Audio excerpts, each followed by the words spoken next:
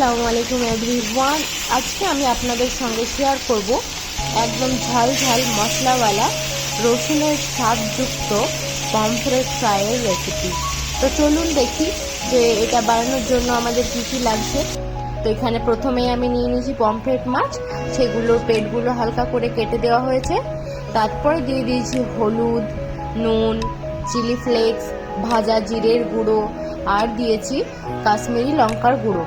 তারপর এই সব কিছু দিয়ে একদম সুন্দর মতো করে ভালোভাবে মাখিয়ে নিতে হবে, মাছের গায়ে গায়ে যেন লেগে থাকে একদম।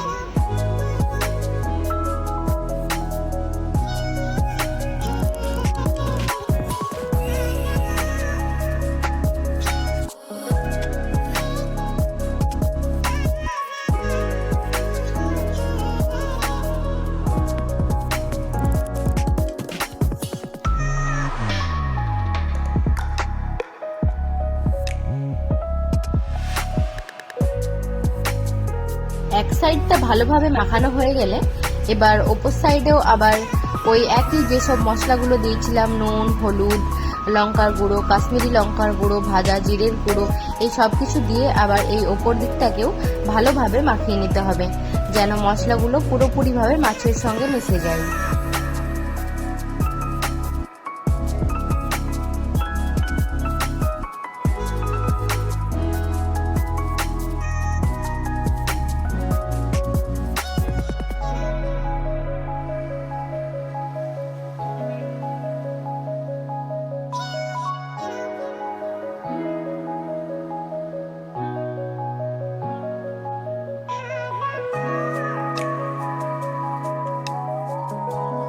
তো এখানে আমি বেশ কিছুটা রসুন কুচিয়ে নিয়েছি, আর তারপর এখানে যেটা দিতে হবে সেটা হলো লেবুর রস।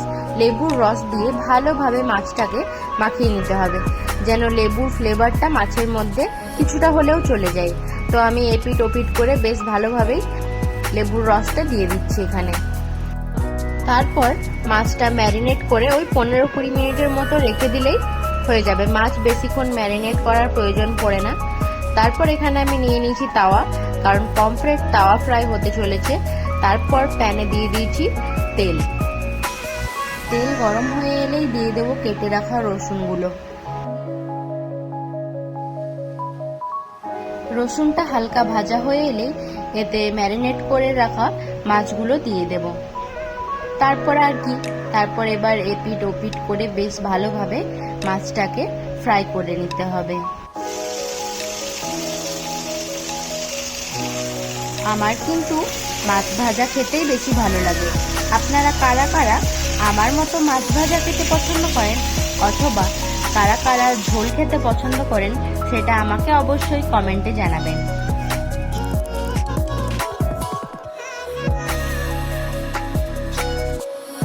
এই তো আমার প্রথম মাছ দুটো ভাজা কমপ্লিট হয়ে গেল।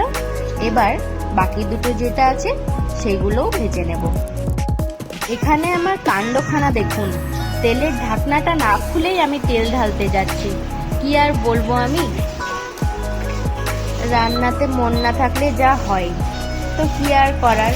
চলুন বাকি মাছ দুটো ভেজে নিয়ে এবার।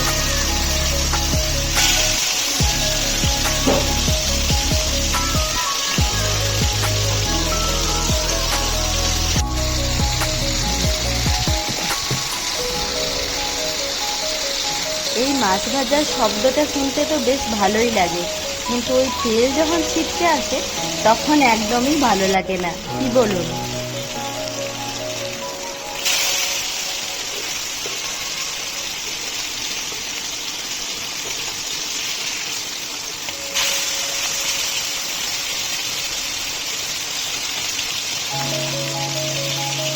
এই তো আমার বাকি মাছ দুটোও প্রায় ভাজা হয়ে এসছে। তো আজকের ভিডিওটা যদি আপনাদের ভালো লাগে তাহলে লাইক, কমেন্ট আর শেয়ার করবেন।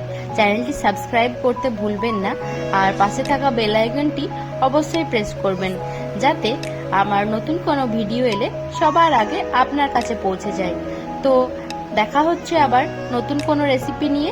ততদিন সকলে ভালো থাকবেন, সুস্থ থাকবেন। টাটা, আবার দেখা হচ্ছে নতুন কোনো ভিডিওতে।